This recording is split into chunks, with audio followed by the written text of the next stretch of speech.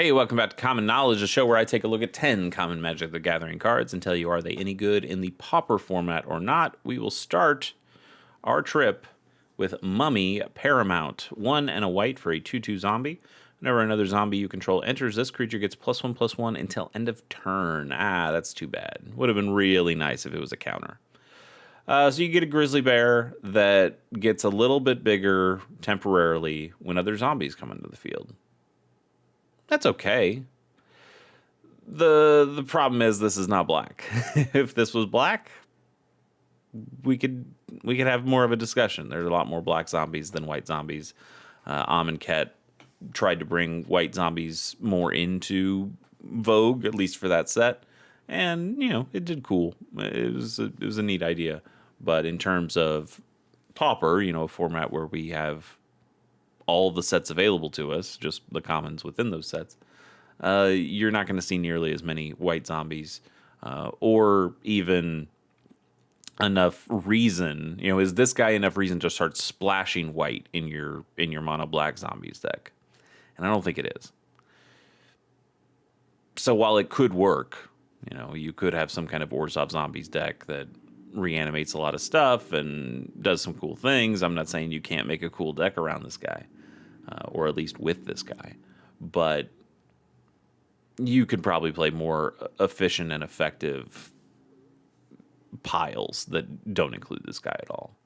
Great art,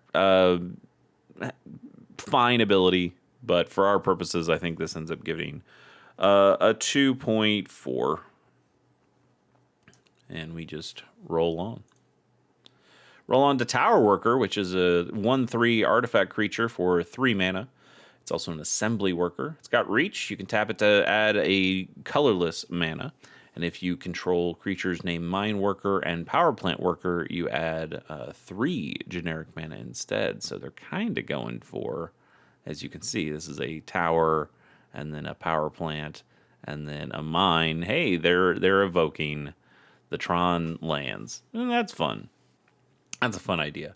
The Tron lands, though, are lands. And these guys are creatures that cost 3 mana, 5 mana, and 2 mana, respectively. That's a lot of mana to get these guys on the board to just do what lands that we have already do. They're cute. It's a cute idea.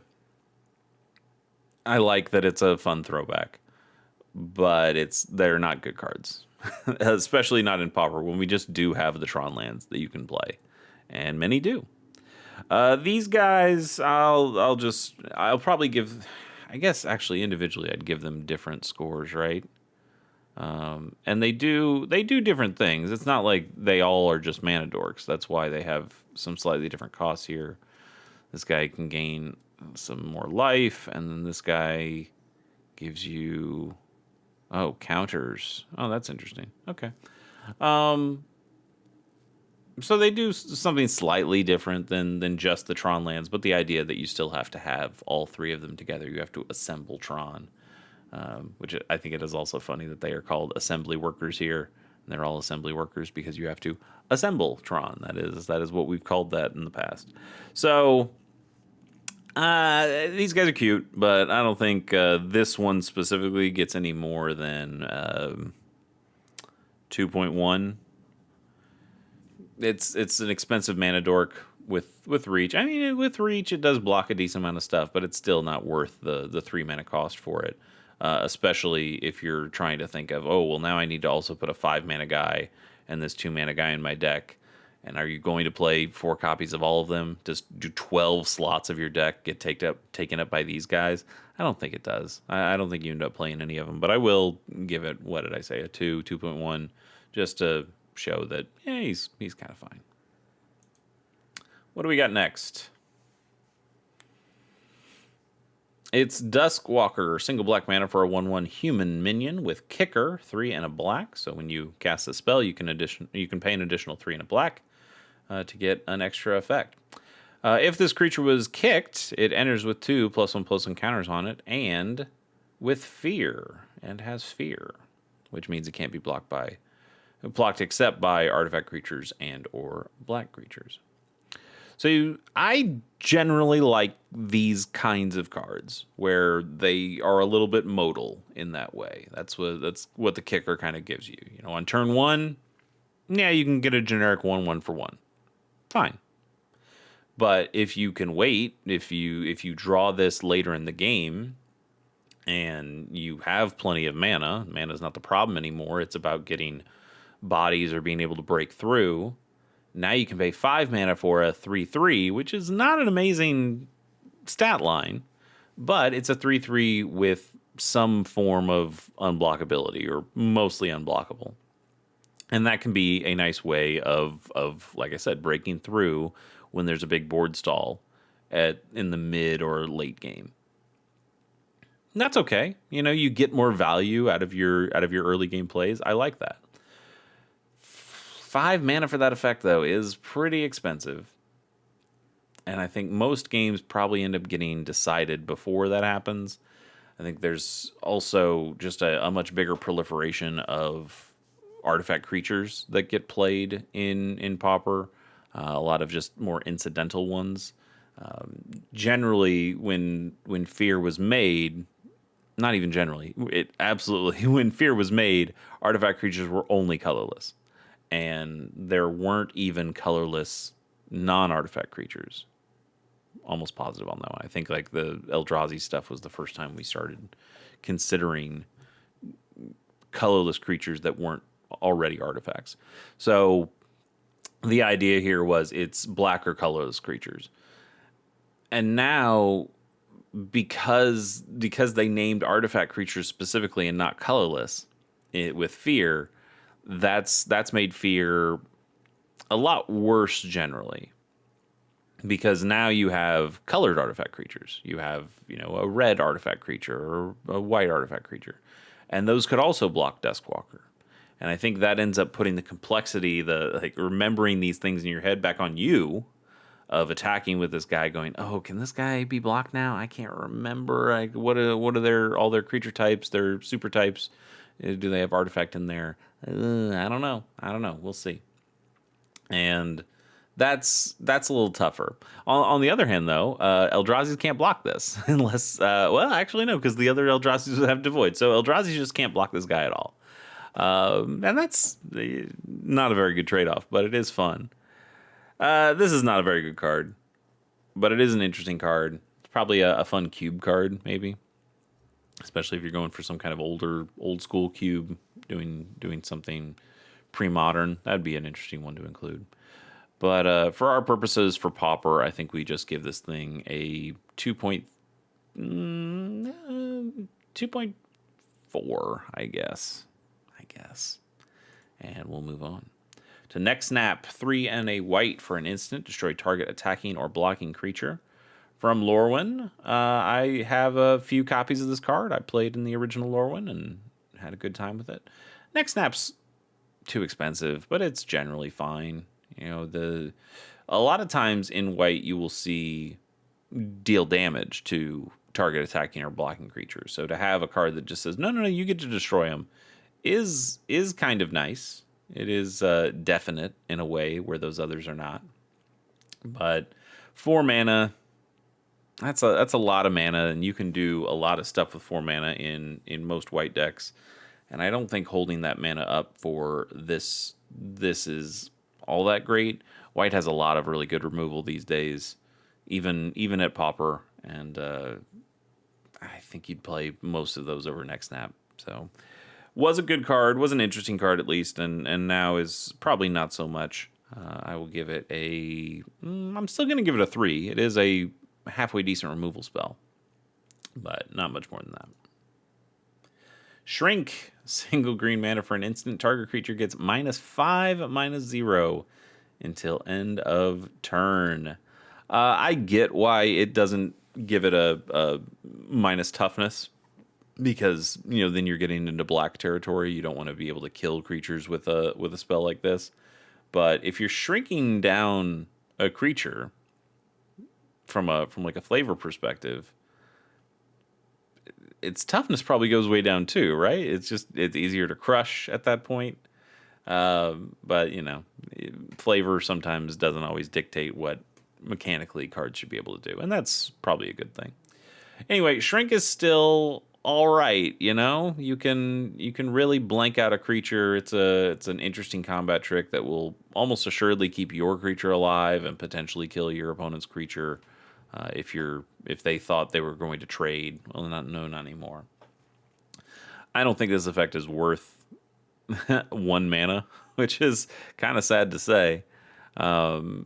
We see effects like this more in blue these days. I think blue's taken over that mantle of that kind of shrinkage, and you'll see cards like Humbling Elder. Oh, got to spell it right. You got to spell it right. Humbling Elder. So this is a 1/2 with flash, and when it enters, a creature gets -2/-0 until end of turn. So you get the shrink idea, and still it's a single mana for it. You still get partial shrink here, but the idea is you also get a body. So this thing could also be the blocker. Or, it comes in and you can block with something else and potentially turn that trade into you winning and you keeping your guy. This Humbling Elder also will sometimes get played in the fairies decks, in the ninja decks, because it's something that you can flash out and then be able to swing in with on the next turn and flip into a ninja. So cool things that you can do with Humbling Elder, and it's the reason a card like Shrink is it's not the only reason, but it is a big reason why a card like Shrink will see no play these days, is because we just have much better options. Now, it is a homeland common, which means it has multiple arts, and God, this is just the better one. The silhouette of the big giant, that's a cool idea. Yeah, it's better than this one. In fact, they knew that too, because when they made the 5th edition, they're like, which art do we want? Yeah, we want that one. But for this Masters Edition one, this online only one, they went back to the other one. So who knows? I definitely prefer that one though. Anyway, let's see what our next card is. Oh, did I give that a score? I don't think I gave that a score. I don't think I did. Shrink's not bad, but it's also not good. 2.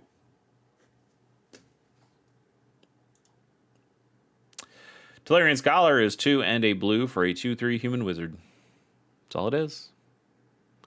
That's all it is. That's not very good. That's not very good at all. Even blue, even for just a blue creature, I think that's a pretty bad cost. I'm going to go with a 1.5. And we'll move along. To Virulent Wound, it's a single black mana for an instant. You put a -1/-1 counter on target creature.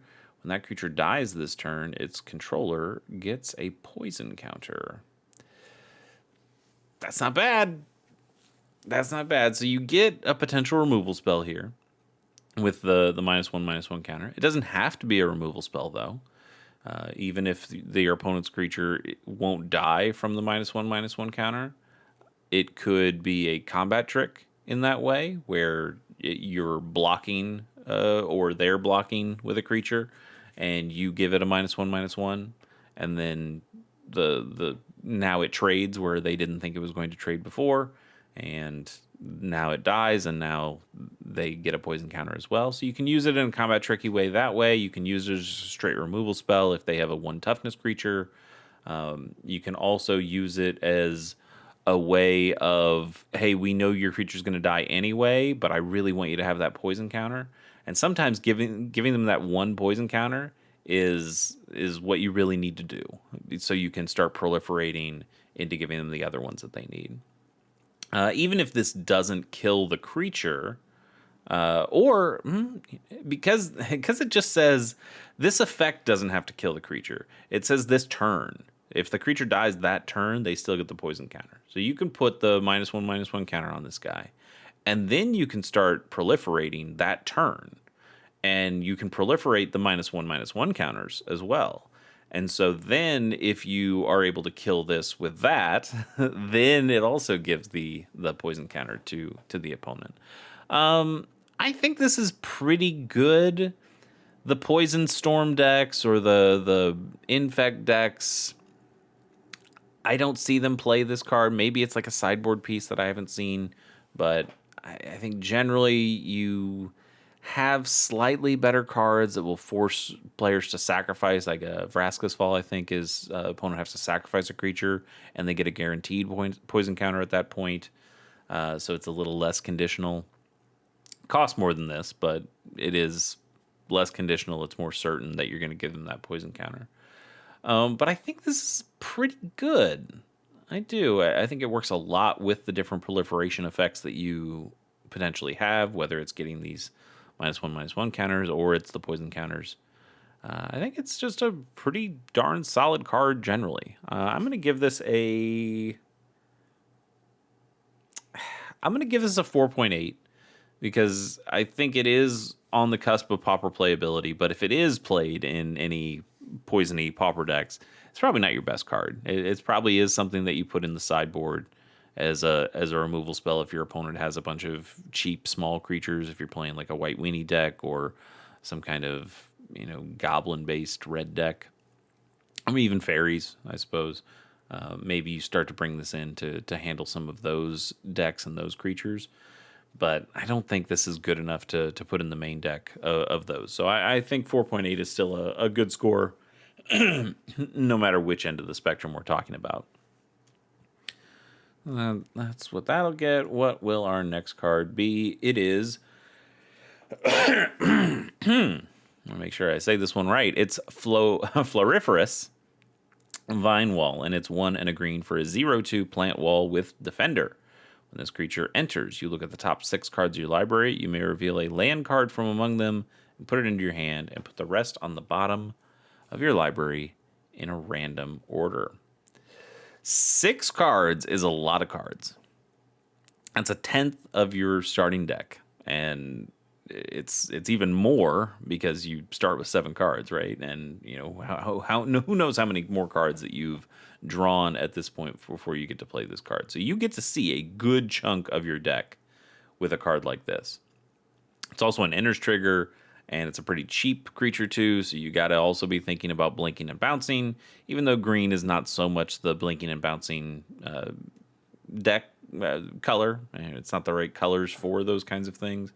You could do some kind of Selesnya or some kind of Simic thing that allows you to do this. My first thought, though, is going to Tron decks, in that you can play this thing, look at the top 6 cards, you can take any land from them and put them into your hand. That's probably a pretty good way of finding more Tron lands. It's not the fastest way to get Tron, because you're thinking about like expedition maps and things like that will just tutor up the right lands, so you're guaranteed to get the lands.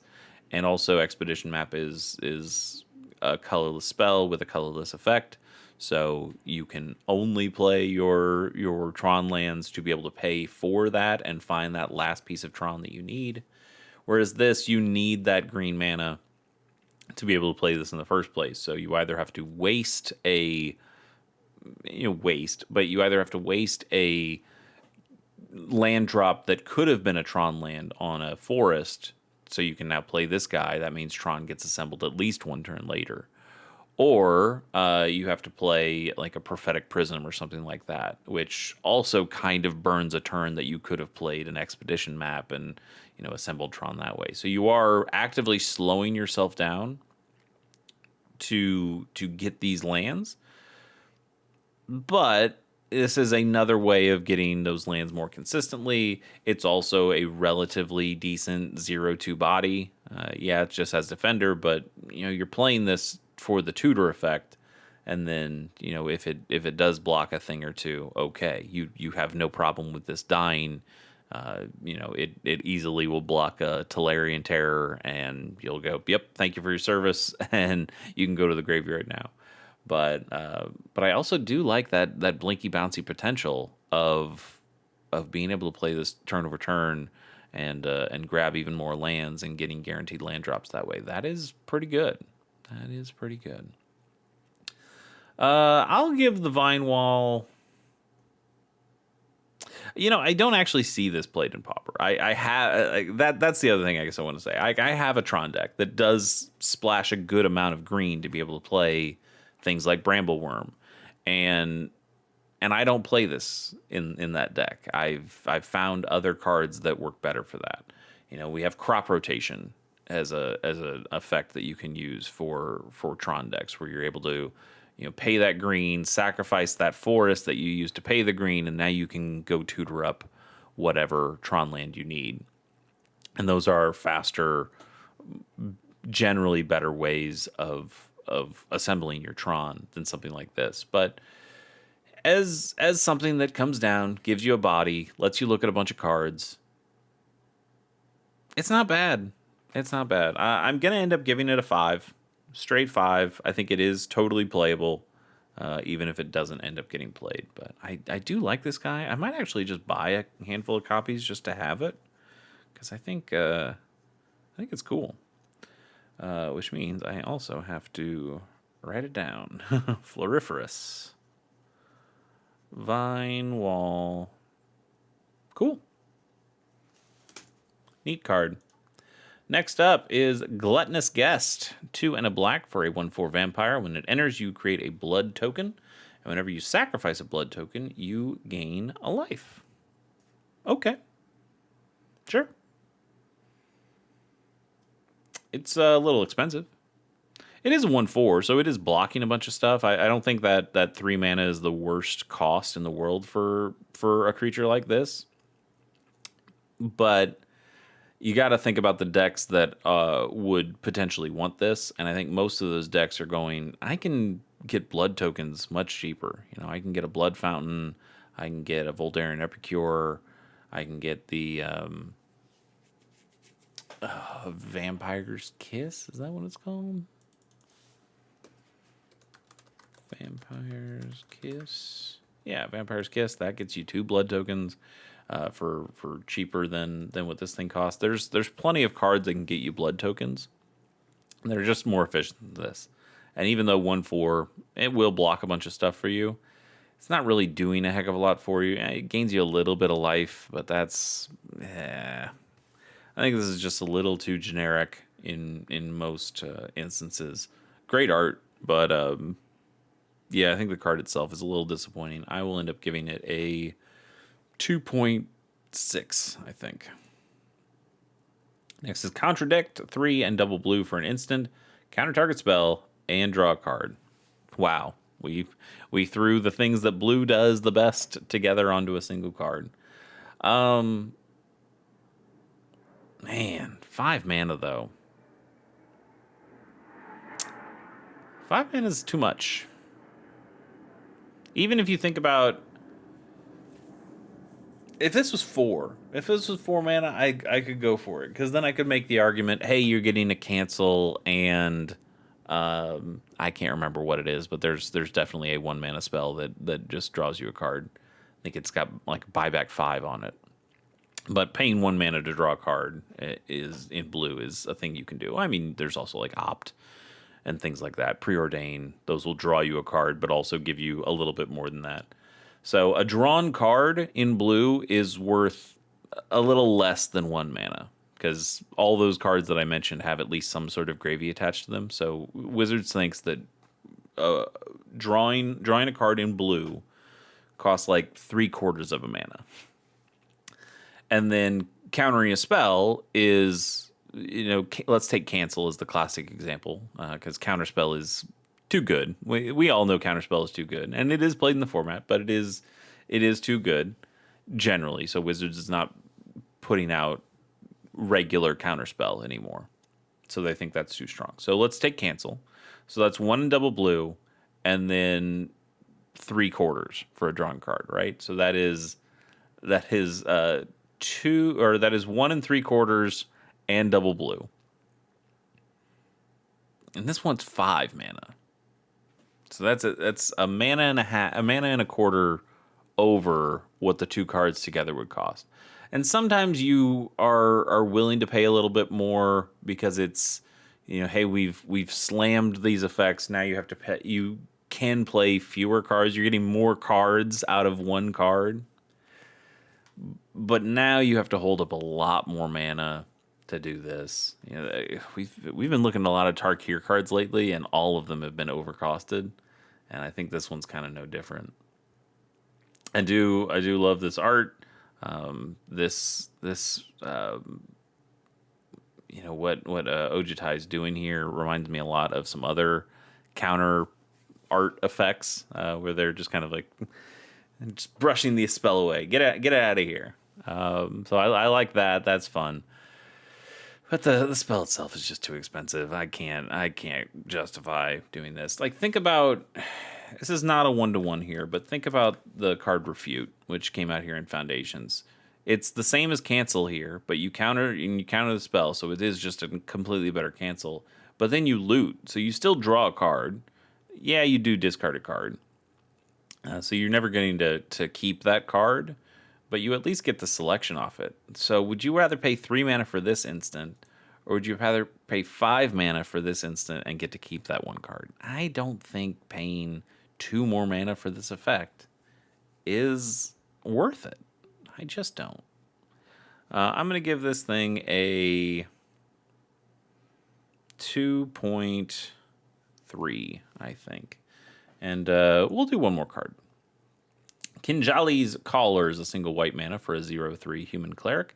Dinosaur spells you cast cost 1 less to cast. You always have to be a little respectful of these. Anything that you can bring out cheaply on one turn, cost reducers. This can end up generating mana turn over turn, or rather saving so much mana turn over turn that it feels like you're generating mana. You have to be heavy into the dinosaurs, though, or changelings, I suppose. But how many useful dinosaurs or white changelings do you have in the Pauper format? And there's not a ton. There's not a ton. This is a card that could always get better over time. It's also a 0/3 for a single mana, so it's a good blocker too. We've seen a number of cards lately that have been just good spells to play on turn 1 that can block a couple of things, but also have some little extra effect attached to them. And this one's no different. So I don't want to give it a great score because it's not really played these days, and we don't have the cards to support it quite yet. But also, as they continue to print more changelings, as they continue to print more dinosaurs, and there will definitely be more changelings, and there will definitely be more dinosaurs over a long enough period of time, this card will get better and better as the card pool grows and grows. So I want to at least give it a score that gives it room to grow, or gives it that respect of, hey, this thing could get better. It has that potential. I'm going to end up giving this thing a 4, straight 4, and we'll see what they end up doing with Kinjali's Collar if this is something that eventually gets a lot better. It's also a human cleric. Those are pretty good creature types too. But if you're playing creature types, you're playing dinosaurs. The dinosaurs are the reason you play this card. Still, cool card. I like it. All right, that's enough out of me. I will see you next time.